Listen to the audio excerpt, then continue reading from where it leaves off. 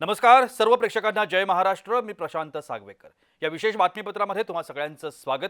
आज आपण चर्चा करणार आहोत सरसंघचालक मोहन भागवत यांच्या भाषणाची। संघाच्या 100व्या जयंतीनिमित्तानं जन्मशताब्दी वर्षानिमित्तानं मोहन भागवतांनी संबोधन केलं आणि अनेक मुद्द्यांवरती मोहन भागवत आपल्या भाषणामध्ये बोलल्याचं आपल्याला पाहायला मिळालं।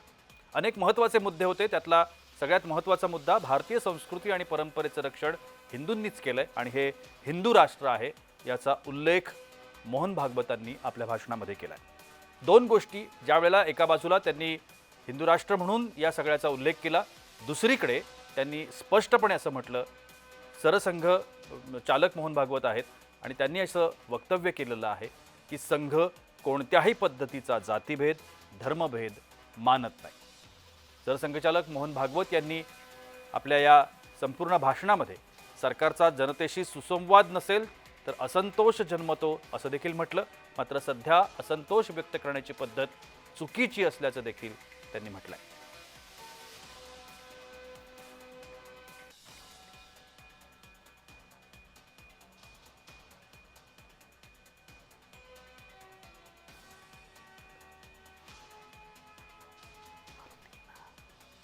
तर सरसंघचालकांनी महत्त्वाचे मुद्दे आपल्या संपूर्ण भाषणादरम्यान मांडलेले आहेत आणि या संदर्भात आपण आता अभ्यासकांशी चर्चा देखील करणार। मोहन भागवतांच्या या संपूर्ण भाषणाचा गोषवारा घेण्याचा प्रयत्न आपण करणार आहोत।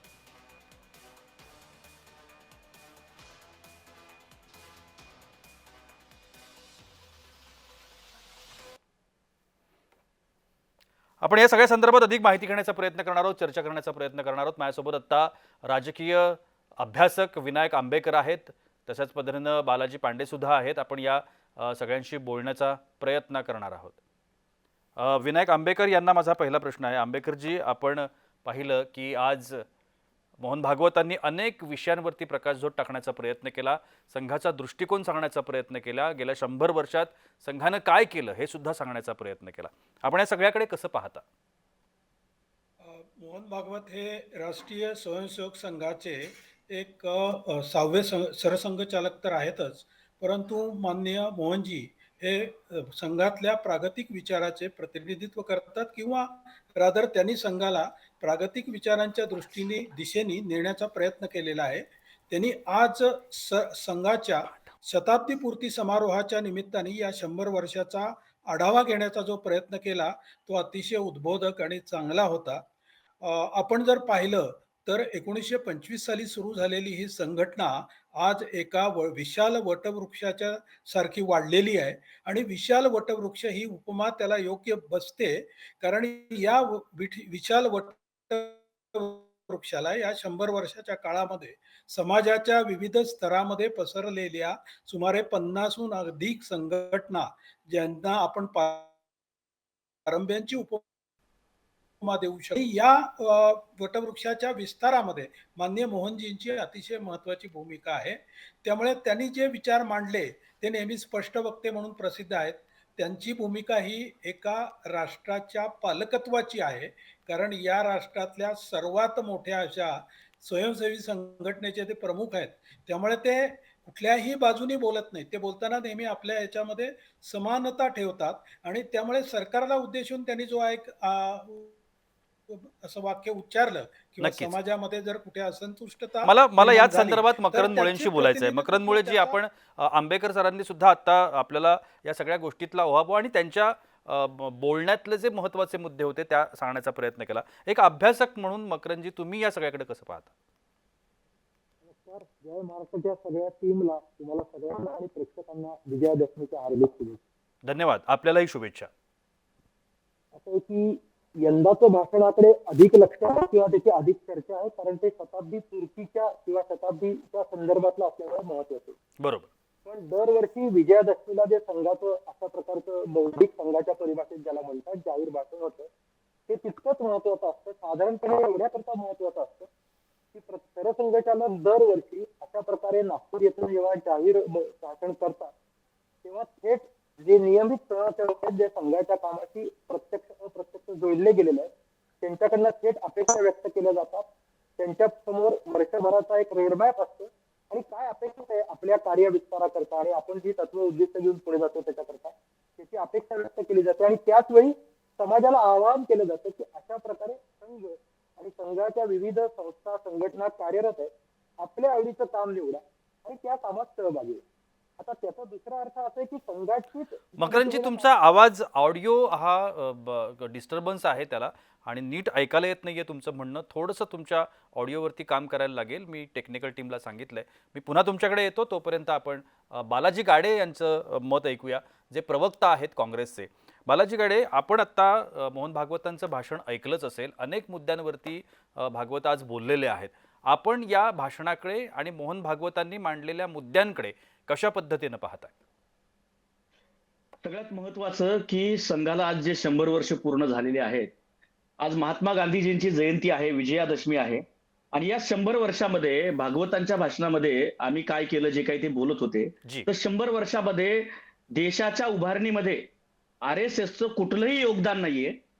संघानं देशाला जर काही दिलं असेल तर ते काय दिलं, तर तो द्वेष दिला, जातीयवाद दिला, धार्मिक दंगली दिल्या. याच्या पलीकडे जाऊन त्यांनी हे संघ कायम या न्यूनगंडामध्ये राहिला की आमचं स्वातंत्र्य चळवळीमध्ये कुठलंच योगदान नाही. आपण उत्तर घेऊया बालाजी गाडे, आपण उत्तर घेऊया.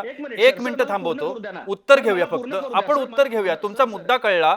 विनायक आंबेकरजी आपल्यासोबत आहेत, जे भाजपचे प्रवक्ता आहेत. विनायक आंबेकरजी, त्यांनी असं स्पष्टपणे म्हटलंय की जातीय दंगली घडवण्यामध्ये RSSचा हात आहे. पटतो हा मुद्दा तुम्हाला? नाही, अजिबात नाही. एक साधी जी एक माणुसकी असते की कुठलीही संघटना ज्यावेळेला 100 वर्ष पूर्ण करते त्यावेळेला त्या संघटनेच्या 100 शतकपूर्ती महोत्सवाच्या वेळेला त्याला निदान शुभेच्छा द्याव्या, या मानसिकतेत आमचे मित्र नाहीत. याचा मला अतिशय खेदाने उल्लेख करावा लागतो. आमच्यावरती जेव्हा वेळ येईल शुभेच्छा की कशासाठी यांच्या द्यायच्या? कुठल्याही अहो, तुम्ही किंवा स्वातंत्र्याच्या त्याला 52 वर्षाच्या त्या- नंतर, अहो, सर, स्वातंत्र्याच्या 52 आपला एक वर्षापर्यंत विचार तुम्ही आहे, तिरंगा फडकवला नाही. दुसरा समोरचा स्वातंत्र्याच्या विचार 52 ऐकून वर्षापर्यंत घ्या. ज्या संघानं स्वतःच्या मुख्यालयावरती तिरंगा फडकवला ही नाही, असहिष्णुता तिथं 2-4 देशाने तरुणांना पाहिली. जावं लागलं, तिरंगा आपले फडकावा नेते लागला या आणि देशात असहिष्णुता संघाच्या आहे. कार्यालयावरती तिरंगा फडकवला, म्हणून त्याच्यावरती खटला भरवणारा RSS. आणि मग तुम्हाला शुभेच्छा का द्यायच्या? या देशामध्ये तुम्ही कायम देशविरोधी कारवाया केल्यात आणि अजून देशविरोधी कारवाया करण्यासाठी आम्ही तुम्हाला शुभेच्छा द्यायच्या? हत्या केल्या, दंगली घडवल्या, तुम्ही जातीय तेढ निर्माण केलं, लोकशाहीला विरोध केला, संविधानाला विरोध केला, बालाजी मतदानाला विरोध केला बालाजी तुम्ही. गाडे आणि बालाजी तुम्हाला आम्ही गाडे शुभेच्छा बालाजी द्यायच्या? गाडे, मी थोडंसं थांबवतो. आणि जर आपण एकेकानं बोललं तर मला असं वाटतं की व्यवस्थित आपले तर मुद्दे तुम्ही आणि मला आपलं बोलू द्या. म्हणणं हे लोकांपर्यंत पोहोचू शकेल. आपण पण तुम्ही माझं आंबेकरांना म्हणणंच ऐकतोय. पूर्ण बोलू दिलेलं नाही. आंबेकरजी, आपण ठीक आहे. मी येतो तुमच्याकडे गाडीजी, मी येतो तुमच्याकडे. आंबेकरजी बोला. तर बेसिकली ते काय म्हणतात ते नेहमीच म्हणतात, त्यामुळे मी त्याच्यात जाणार नाही. परंतु संघाने समाज जीवनाच्या सर्व अंगांमध्ये प्रवेश केलेला आहे आणि तिथे तो स्थिरावलेला आहे. याचं उत्तम उदाहरण आपण पाहतो की आज समाजाच्या 50 विविध कार्यक्षेत्रांमध्ये संघाच्या संघटना आहेत आणि त्या अतिशय उत्तम रीतीने काम करतात. त्याच्यामध्ये विद्यार्थी आहे, मजूर आहे, त्यानंतर सहकार आहे, त्यानंतर सांस्कृतिक आहे, शैक्षणिक आहे. सगळ्या क्षेत्रामध्ये संघाचा अतिशय उत्तम असा सहभाग आहे आणि समाजातल्या सज्जनांना एकत्र करून प्रत्येक क्षेत्रामध्ये चांगलं काम कसं घडेल या उद्देशाने संघ गेले 100 वर्ष काम करतोय जी. आणि त्याच्या कामाचा विस्तार झाला. म्हणूनच भारतीय जनता पार्टीला त्याचं जे काही बेनिफिट असेल किंवा त्याचा जो काही नक्की गोल आंबेकरजी असेल तुमचा ते मुद्दा मिळालं. पोचला. दादा, आंबेकरजी सर, तुमचा सर, मुद्दा मला पोचला. बोलायचंय. आता आपण गाडेंना बोलायला देऊया. गाडेजी, तुम्ही जे थेट आरोप करता आहात RSS वरती, RSS धार्मिक आहे, जातीयवादी आहे, दंगली घडवतात, अजून आत्ता तुम्ही काय काय बोलताना कोणत्या आरोपांच्या, कोणत्या मुद्द्यावरती किंवा कोणत्या घटनांवरती आधारित तुम्ही हे आरोप करताय? अगदी सर, माझी तर पहिल्यांदा तुम्हाला विनंती आहे की मला 1 मिनिटाचा पूर्ण वेळ द्या. तोपर्यंत बिलकुल. मला मध्ये कोणी टोकून ही विनंती आहे. बिलकुल. तर सगळ्यात महत्वाचा विषय असा आहे की 100 वर्षामध्ये संघानं काय दिलं, तर ज्या संघाची कुठंच नोंद नाहीये त्या संघाच्या मुख्यालयावरती तब्बल 52 वर्ष तिरंगा फडकला नाही. आणि तिथं तिरंगा कुणी फडकवला? संघानं नाही फडकवला. तर कुणी फडकवला? 3-4 तरुण गेले देशप्रेमी, त्यांनी संघाच्या मुख्यालयावरती 15 ऑगस्टला झेंडा फडकवला. तर आमच्या मुख्यालयावरती झेंडा का फडकवला म्हणून खटला भरणारा संघ, त्याला आम्ही शुभेच्छा का द्यायच्या? त्यानंतर वाजपेयी 2004ला तिथे येणार होते देशाचे पंतप्रधान म्हणून, तेव्हा वाजपेयी म्हणाले ज्या मुख्यालयावरती फडकणार नाही, संघसेवक आहेत त्यांनी क्रॉस चेक करावं, मी पुराव्याशिवाय बोलत नाही. ज्या मुख्यालयावर तिरंगा फडकत नाही तिथे येत नाही. त्यानंतर 2004 नंतर फक्त मुख्यालयावरती संघ तिरंगा फडकवायला लागला. जी. दुसरा मुद्दा, बलराज मोदक नावाचे संघाचे ज्येष्ठ स्वयंसेवक होते, त्यांच्या अध्यक्षतेखाली दीनदयाल उपाध्याय हत्येची सत्यशोधन समिती, फॅक्ट चेकिंग कमिटी गठीत करण्यात आली होती. त्यांनी असा अहवाल दिला की दीनदयाल उपाध्याय यांची हत्या बाळासाहेब देवरस, हे आमचं नाही संघाचं म्हणणं आहे, अटल बिहारी वाजपेयी आणि नाना देशमुख यांनी केली, असं संघाच्याच बलराज मोदकांनी रिपोर्ट दिलाय. त्याच्यामध्ये ते असं म्हणतात आणि या तिघांनी हत्या केली, त्यातल्या दोघांना भारतरत्न देण्याचं काम या भाजपनं आणि संघानं केले. त्याच्या पुढे बलराज मोदक काय म्हणाले की संघ को हत्या करणे की लत लग गई है. तर अशा प्रकारे त्याचबरोबर या देशात जेव्हा संविधान निर्माण झालं त्या संविधानाला संघानं विरोध केला. ज्या वेळेला सर्वांना मतदानाचा अधिकार या बिलकुल. देशामध्ये दिला जात होता त्यावेळेला यांनी काय मत व्यक्त केलं सर, ज्यावेळेस 9% देशात साक्षरता होती तेव्हा संघ म्हणत होता सर्वांना मतदानाचा अधिकार देऊ नका, फक्त ज्या लोकांचं वय 25 वर्षांचे पदवीधर आहेत. कोण पदवीधर होते? 9% लोक त्यावेळेस शिकलेले होते. तर अशा प्रकारे समतेला विरोध केला आणि हे समतेच्या गप्पा मारतात. आरक्षणाला विरोध केला यांनी. या देशात ज्या वेळेला उपग्रहवरती सोडला त्यावेळेला उपग्रहाला विरोध केला. राजीव गांधींनी कम्प्युटर क्रांती केली त्यावेळेला बैलगाडी मोर्चे घेऊन जाणारे हेच होते. त्यामुळे या देशात जे जे चांगलं होतं लोकांच्या सर्वांगीण विकासाचं असतं त्याला विरोध करणारा कोण असेल, त्याच्यात विष पेरणारा कोण असेल तर संघ हे समारोप मुद्दा करतो. गाडी तुमचा आता मुद्दा समजा- कळला, सर, सर, मुद्दा कळला. आपण चर्चेमध्ये आहोत, आपण सगळ्यांना वेळ देऊया. तुमचा मुद्दा कळला. काँग्रेसचं आणि RSSचं प्रेम हे सर्वश्रुत आहे, आपल्याला वेगळं सांगायला नको. मात्र अभ्यासक या सगळ्याकडे कसं पाहतात आपण बघूया. मकरंदजी, ज्या मुद्दे आता समोर येत आहेत, एका बाजूला काँग्रेस म्हणतंय की RSS ही पूर्णपणे जातीयवादी धर्मवादी असणारी संघटना आहे आणि त्यांनी गाडे यांनी आरोप केले, काही मुद्दे देखील त्यांनी ठेवले. आपण अभ्यासक म्हणून या सगळ्याकडे कसं पाहता? राजकीय दृष्टिकोन काय सांगतो? आवाज येतोय का? येतोय, आपला आवाज येतोय, बोला. नाही, असं आहे की पहिल्या सेशनला आवाज नव्हता. हो. परत एकदा आज आपण जय महाराष्ट्र या प्रतिष्ठित वृत्तवाहिनीवर चर्चा करतो आणि आजचं जे भाषण झालेलं आहे त्या भाषणाचा भावार्थ किंवा अन्वयार्थ जाणून घेण्याचा आपण प्रयत्न करतो. नक्की. त्यामुळे पक्षीय विरोधक काय म्हणतात आणि जे संघ विचारधारे ते विरोधक आहेत त्यांनी विरोध करणं स्वाभाविक आहे. तो द्वेषाने आणि द्वेषाने विरोध करण्यात त्यांची काही भूमिका चुकीची असं मला वाटत नाही. पण मला असं वाटतं की आपण मूळ मुद्द्यावर आलं पाहिजे. मी असं बरोबर. सांगण्याचा प्रयत्न करत होतो की दरवर्षी अशा प्रकारची भाषणं होतात. त्या भाषणातनं दोन प्रकारची एक अपेक्षा आणि एक आव्हान तयार केलं जातं. हे जे असतं ते देशातली जी काही परिस्थिती आहे, सद्यस्थिती आहे, ती सामाजिक स्तरावरती असेल, पक्षीय राजकारणाच्या पलीकडची राष्ट्रीय राजकारणाची असेल, त्या सगळ्या परिस्थितीच्या आधारे संघ आपलं वर्षभराच्या कार्यक्रमांचं नियोजन करतो. परत एकदा संघाचं जे मूळ काम आहे आणि जे संघ सातत्याने सांगतोय ते शाखा चालवणंच आहे. त्यामुळे संघाचा जो प्रयत्न आहे किंवा स्थापनेपासूनचा जो संघाचा सगळा पुढाकार राहिलेला आहे जी. की समाजाने पुढे यावं आणि समाजाने सुधारणेला प्रगतीला आपल्या एकत्र सामूहिकपणे नेलं. त्यामुळे संघाच्या या भूमिकेत 1925 ते 2025 काही बदल झाला नाही, भविष्यात होणार नाही. कारण संघाचं मूळ काम समाजाला चांगल्या गोष्टी करता प्रवृत्त करणं आहे आणि मग तो कोणत्याही समाजातला नक्कीच. असो त्याला एकत्र आणणं आणि सहमतीने आणि सामंजस्याने संवादाने परस्पर सहकार्याने आपल्या देशाचं चित्र बदलणं आणि त्यात यथाशक्ती योगदान देणं. बरं, हे सगळं करत असताना हे आपण केलं, हा भाव कुठेही ठेवायचा नाहीये, तर हे आपलं कर्तव्य आहे. आपल्याला समाजाविषयी उतराई व्हायचंय जी. आणि जेवढं जमेल जिथे आहात त्या पद्धतीने हे करा. या संघाच्या एकमेव म्हणजे काम आहे आणि म्हणून नक्कीच. संघाला जे विचारलं जातं की मला तुमची मला वैचारिक थोडंसं भूमिका वेळेचं काय? बंधन आहे मकरंदजी, आपल्याला थोडंसं पुढे जावं लागेल. आणखीन एक मुद्दा मोहन भागवतांच्या भाषणामध्ये आला, ज्याच्यावरती आपल्याला प्रामुख्यानं लक्ष द्यावं लागेल आणि तो होता पहलगाममध्ये झालेल्या हल्ल्याचा. पहलगाममध्ये त्यांनी असं स्पष्टपणे म्हटलं की भ्याड हल्ला झाला भारतीयांवरती आणि धर्म विचारून भारतीयांना गोळ्या झाडण्यात आल्या आणि ते हत्याकांड घडलं. त्यानंतर मोहन भागवत असं म्हणतायत की आपल्या सुरक्षेची काळजी आता आपल्यालाच घ्यावी लागेल. पहलगाममध्ये भारतीयांना धर्म विचारून मारलं असा स्पष्ट उल्लेख देखील मोहन भागवत यांनी केलाय आणि सरकारनं पहलगाम हल्ल्याला चोख उत्तर दिलंय असं देखील ते म्हणाले. आता ह्या ज्या बाबी आहेत किंवा ज्या पद्धतीनं त्यांनी ते मांडलंय त्याकडे आपण कसं पाहता एक अभ्यासक म्हणून, आणि त्यानंतर या दोघांचीही मतं मी जाणून घेणार आहे. बोला. हा याच्याशी काही मुद्दा खरं म्हणजे नाहीये. समजा सरकार अन्य पक्षात असतं आणि पहलगामवर हल्ला झाला असता, धर्म विचारून गोळ्या घातल्या असत्या आणि त्या सरकारने अशीच ठळक आणि ठाम भूमिका घेऊन पाकिस्तानचं कंबरडं मोडलं असतं, तर संघाने त्याचं स्वागतच केलं. कारण आपण लक्षात घ्या, एक कारण 2018ला ज्या दिल्लीत 3 दिवसीय संघाची व्याख्यानमाला झाली, त्या संघाने हीच भूमिका मांडली होती की कुठलाही राजकीय पक्ष आमच्याकडे आला आणि आम्हाला असं म्हटलं की आपण परस्पर सहकार्याने एखादं काम करू, तर संघ त्याकरता तयार. त्यावेळी सर्वेकाम अविरोधेनं ही संघाची भूमिका आहे. दुसरा मुद्दा जो तुम्ही म्हणला की समाजाने आपल्या सुरक्षेची काळजी घेतली पाहिजे, ती घेतलीच पाहिजे. असं आहे की आपण सायबर म्हणजे तंत्रज्ञान जसं विकसित झालं, तर आता रोज सायबर फ्रॉडच्या बातम्या येतो आणि त्याकरता वैयक्तिक सुरक्षा काय घ्यावी अशा प्रकारचं आवाहन राष्ट्रीय म्हणजे सार्वजनिक स्तरावर, शासकीय स्तरावर प्रसारित केलं जातं. जी. याच भूमिकेवर आपली काळजी घ्यायची, आपली सुरक्षा करायची. म्हणजे संघाला एवढं कळतं की उद्या काही सगळे इथून सीमेवर लढायला जाऊ शकणार नाही, पण आपण जिथे राहतो ती गल्ली, तो मोहल्ला, ते शहर, ते गाव, ते खेड, आपला परिसर सुरक्षित आहे की नक्कीच.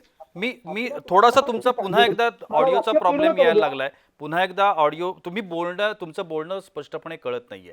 मी गाडे यांच्याकडे जातो. गाडेजी, ज्या पद्धतीनं आता पहलगामचा मुद्दा पुन्हा एकदा पुढे आला, काँग्रेसनं सातत्यानं याच्यावरती हल्लाबोल केलाय. काँग्रेसनं सातत्यानं पहलगाम हल्ल्यावरतीच प्रश्नचिन्ह उपस्थित करण्याचे प्रयत्न केलेत.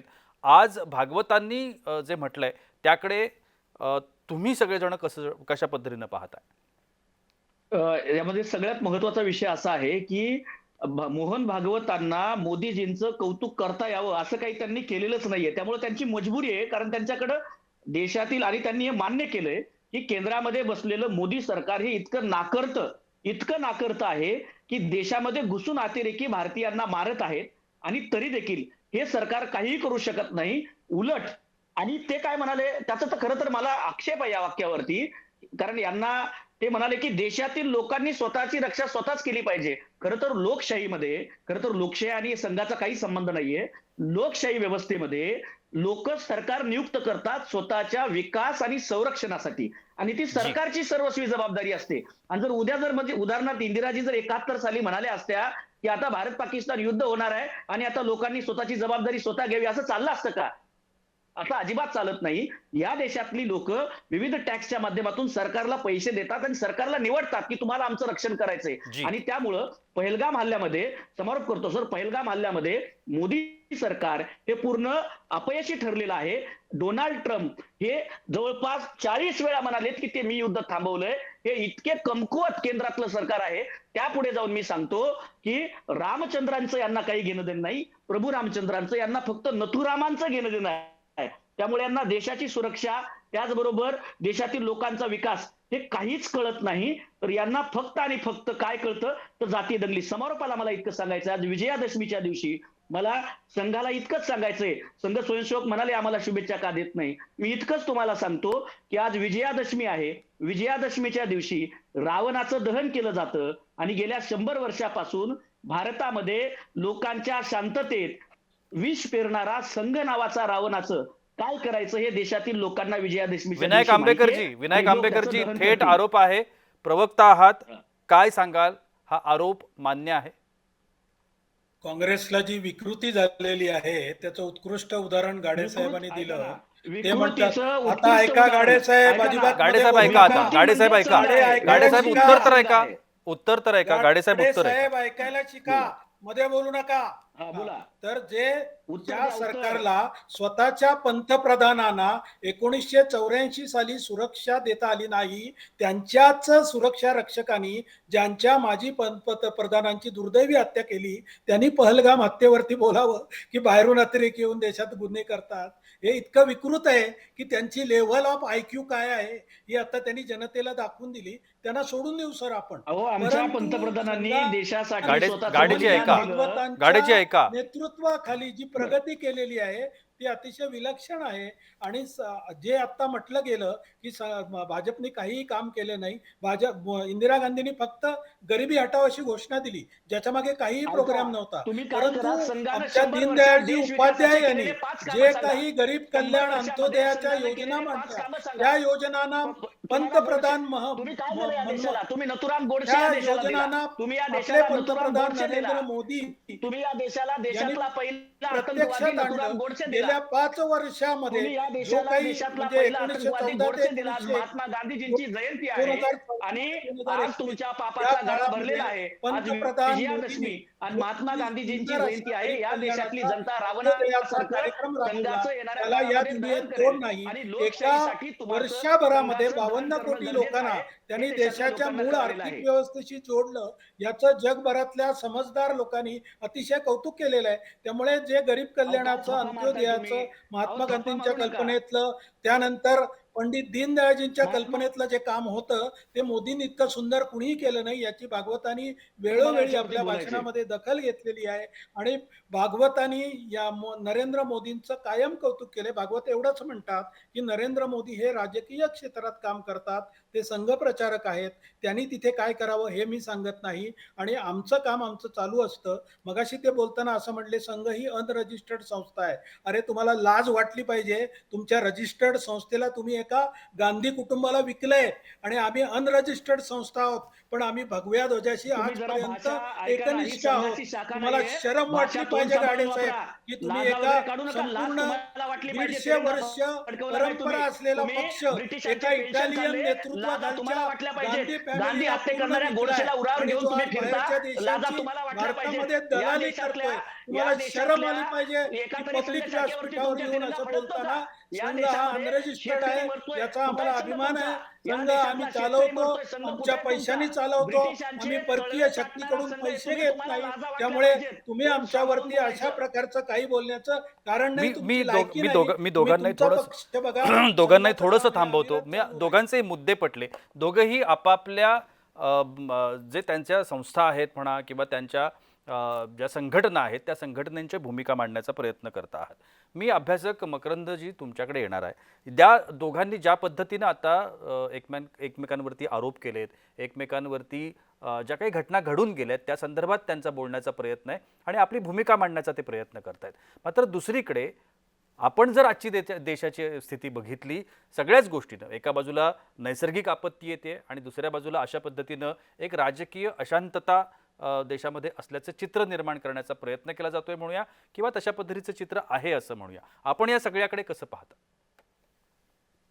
असं आहे की मी फक्त एक काय होतंय की मी सुरुवातीला म्हटलं की एका प्रतिष्ठित वाहिनीवर आपण आहोत. जी हे ठीक आहे की राजकीय भूमिका घेऊन वादविवाद केले पाहिजेत, पण त्याच्यात काहीतरी थोडंसं दोघांकडनं सांभाळला गेला पाहिजे. जी दुसरं असं आहे की हा कलगीतुऱ्याचा सामना नाहीये ना की कोण अधिक चांगलं फटाईच होणार आणि प्रभावीपणे आपली छाप वाहिन्यांवर पाडणार आहे. बरोबर. आपण मूळ मुद्द्याकडे आलं पाहिजे. आजच्या भाषणावर सेंट्रिक आपण चर्चा केली पाहिजे. परत एकदा मी सांगतो की आता तुम्ही जो विचार केला की देशातली जी नैसर्गिक आपत्ती आहे, तर आपण नीट माहिती घेतली तर असं लक्षात येईल की सेवा भारती आणि जनकल्याण समिती या जे दोन संघाचे उपक्रम आहेत त्यातनं पूरग्रस्तांकरता काम सुरू झालं. आणि परत एकदा संघाची ही कार्यपद्धती आहे की आपत्तीच्या काळात काम करायचं. आणखीन एक मुद्दा लक्षात घेतला पाहिजे की कुठल्याही टप्प्यावर विरोधक असणार आणि विरोधकांना आपल्या विरोधकांवर टीका करावीशी वाटणार, त्यातही काही गैर नाही. पण एखादी संघटना 100 वर्ष टिकते, वाढते, विस्तारते आणि त्या विचारातनं हजारो तरुण एखाद्या कार्यकर्त्या सामाजिक कामात झोकून देतात. हे जी चित्र आहे त्याचं कधीतरी विश्लेषण केलं पाहिजे. समजा ही व्यवस्था जर समाजाला नको असती तर संघ शताब्दी साजरा करून केली नसती. समाजाची साथ आहे, समाजाला हे काम हवंय आणि समाज या कामाची समरस आहे म्हणून संघ 100 वर्ष टिकलेला आहे. आता ह्यात असं म्हणता येईल की 100 वर्षात हे केलं नाही, ते केलं नाही. ही चर्चा होऊ शकते, ती केलीही पाहिजे. पण अशा चर्चेतच समाज जीवन अधिक सशक्त आणि समर्थ होतं. पण ते न करता काही वेगळ्या मुद्द्यांच्या आधारे आपण चर्चा करणार असू तर वाहिन्यांची कार्याला हा राजकीय आखाडा होऊ नये एवढी माझी आजच्या दिवशी तरी सगळ्यांना विनंती आहे. दुसरं असं आहे की परत एकदा एक आपण लक्षात घेतलं नाही, मुद्दा हा नाही, वाहिन्यांची भूमिका हा मुद्दा नाही मकरंदजी. मुद्दा हा येतो की ज्या पद्धतीनं हे सगळे मुद्दे समोर येतात आणि आज ज्या पद्धतीनं वाहिन्यांवरती चर्चा होतात, ज्या पद्धतीनं लोक वाहिन्यांवरती बोलण्यासाठी येतात, उत्सुक होतात आणि हे सगळं बघितलं जातं. नुसतं वाहिन्यांवरती नाही, सोशल मीडियावरती बघितलं जातं, त्यानंतर त्याचे रील्स व्हायरल होतात, त्याचे व्हिडिओ व्हायरल होतात. मात्र हे व्हायरल होण्यासाठी आहे, भूमिका मांडण्यासाठी आहे की कशासाठी आहे, हा सगळ्यात महत्त्वाचा मुद्दा आहे. आमची जी भूमिका आहे ती भूमिका स्पष्ट आहे. आमची भूमिका एवढीच आहे, तुमचं म्हणणं लोकांपर्यंत पोहोचवणं आणि त्याकरताचं हे व्यासपीठ आहे असंच मला स्पष्टपणे वाटतं. मात्र आता मुद्दा कोणता आणि कशा पद्धतीनं तो प्रेझेंट करावा, कशा पद्धतीनं बोलावं याचं भान राजकीय पक्षांनी आणि त्यांच्या प्रवक्त्यांनी त्यांच्या येणाऱ्या पाहुण्यांनी हे बाळगलं पाहिजे. आम्ही कोणाकोणाची तोंड धरणार आहोत? अगदी अगदी तुमच्या भूमिकेशी सहमत आहे आणि म्हणून तुम्ही जो प्रश्नातला दुसरा प्रश्न विचारला होता असं आहे की आपण सगळ्यांनी एक लक्षात घेतलं पाहिजे की देशातले सगळे प्रश्न संपले असं कधी चित्र होणार नाही. प्रयत्न काय असला पाहिजे की जुने जे प्रश्न आहेत ज्यांनी समाज जीवन ग्रासलेलं आहे ते संपलेत की नाही याचा आढावा घेतला पाहिजे. नवे नवे प्रश्न निर्माण होणार, त्या जी. प्रश्नांना आपण समाज म्हणून कसे सामोरे जाणार, त्याच्या व्यवस्था काय आहे. तर एक लोकशाही नियुक्त सरकार आहे, मग प्रशासकीय व्यवस्था आहे, जी. मग सामाजिक संस्था आहेत, व्यक्ती आहेत, हे सगळे मिळून देश चालतो याच्यावर आपला मुळात विश्वास असला पाहिजे. आणि डेफिनेट. मी जसं म्हटलं तसं की प्रत्येकाच्या विचारधारा वेगळ्या असतील, मतभेद काही मुद्द्यांवर असतील, पण अंतिम उद्दिष्ट काय आहे? देशाचा विकास आणि समाजाचं स्वास्थ्य टिकवणं. कुठल्याही मुद्द्यावर समाजात फूट पडणार नाही याची काळजी सगळ्यांनीच घेतली पाहिजे. परत एकदा प्रत्येकाचा राजकीय अजेंडा असणं यात गैर काही नाही, पण ते ऍट व्हॉट कॉस्ट, त्याच्याकरता काय पणाला लावायचं याची काळजी घेतली पाहिजे. आणि परत एकदा मी परत सांगतो, म्हणून आज भाषण नीट ऐकलं पाहिजे. आपण मगापासून जी चर्चा करतोय त्यांनी बांगलादेश आणि नेपाळचा स्पेसिफिक उल्लेख केला आणि त्या संदर्भात त्यांनी रस्त्यावर उतरणं आणि हिंसक आंदोलन याची चर्चा केलेली आहे. आपण लक्षात घेतलं पाहिजे की भारताचा स्वभाव लक्षात घ्या. जी. भारताचा स्वभाव हा हिंसेला थारा देणारा नाही. आपण जे दीर्घकाळ, आणि मी दीर्घकाळ जेव्हा म्हणतो तो जेवढं तुम्हाला मागे जाता येईल इतिहासात तेवढं द्या. नक्की. आपण जी परिवर्तन आणि बदल घडवलेत ते सामूहिकतेने नक्की. कायद्याच्या मकरंजी चौकटीत मकरंजी कायदा आपण हातात घेऊन आपण कधी अगदी केलेले नाही. अगदी अंतिम टप्प्यामध्ये आहोत आणि त्याच्यामुळे मला असं वाटतं की ह्या दोन्ही पाहुण्यांना सुद्धा त्यांचं म्हणणं अगदी एक 30-30 सेकंदामध्ये मांडण्याची संधी आपण दिली पाहिजे. आपण बालाजी गाडे यांना संधी देऊया. प्रवक्ता आहेत काँग्रेसचे आणि त्यांचे मुद्दे ते त्यांच्या पद्धतीनं मांडण्याचा प्रयत्न करतायत. बालाजी, जाता जाता या संपूर्ण चर्चेत आपण काय म्हणाल, काय सांगाल, काँग्रेसची भूमिका कशा पद्धतीनं मांडाल? मला इतकंच सांगायचंय की ज्या संघाच्या सरसंघचालक गोळवलकरांनी सांगितलं की भारताचं संविधान हे आपलं नाहीये, हे परकीय आहे आणि त्यामुळं संघानं संविधानाची होळी केली, त्या संघाला लोकशाही व्यवस्था, समता, स्वातंत्र्य आणि बंधुता याच्याशी काही घेणं देणं नाही. प्रभू रामचंद्राशी, हे हिंदुत्व म्हणतात ना, प्रभू रामचंद्राशी देखील यांना घेणं देणं नाही. यांना फक्त नथुरामाशी घेणं देणं आहे. हे फक्त नथुरामाच्या मानसिकतेचे आहेत आणि त्यामुळं संघानं या देशाला काय दिलं तर द्वेष दिला, विकृती दिली, हिंसा दिली, जातीय तेढ दिलं, धार्मिक तेढ दिलं, एवढं आमचं म्हणणं आहे. आणि काँग्रेस पक्ष, आज महात्मा गांधीजींची जयंती आहे, त्या जयंतीच्या शुभेच्छा देऊन मी एवढंच सांगतो की आम्ही गांधींच्या मार्गाने पुढे जाऊ आणि या देशामध्ये नथुरामांना आम्ही झोडून काढू. नथुराम या देशात या देशाचा पहिला आतंकवादी संघानं दिला नथुराम, आणि त्याला नक्की. तशा तुमची प्रवृत्तींना भूमिका कळली, गाडीची थोपण्याचं तुमची काम भूमिका कळली. आम्ही करू. आपण विनायक आंबेकरांची भूमिका ऐकूया. शेवटचे 30 सेकंद, आंबेकर, कशा पद्धतीनं तुम्ही डिफेंड कराल काँग्रेसच्या या आरोपांना? मी काँग्रेसच्या आरोपांना बिलकुल उत्तर देणार नाही. ते अतिशय पोरकट आरोप आहेत. ते गांधींचं ते आता बघा ते मध्ये बोलतात, याला काहीतरी करा सर. गाडीची मला गप्प थांबा, बसायला गाडीची सांगा. थांबा. आता आपण त्यांना संधी देऊया. तुम्ही पूर्णपणे बोललायत. आंबेकरजी बोला. पळवाट काढू नका म्हणावं, त्यांना उत्तर द्या म्हणावं. आंबेकरजी बोला. अहो सर, हे काय चाललंय? तुम्ही काय आंबेकरजी यांना बोला. असं हे आंबेकरजी बोला. करता? मी आंबेकरजी त्यांच्या बोला. आरोपांना अजिबात उत्तर देणार नाही, जी. कारण त्यांना मध्ये बोलायची घाणेरडी सवय आहे त्यांच्या नेत्याप्रमाणे. परंतु मी असं सांगू इच्छितो की भारत हा जी.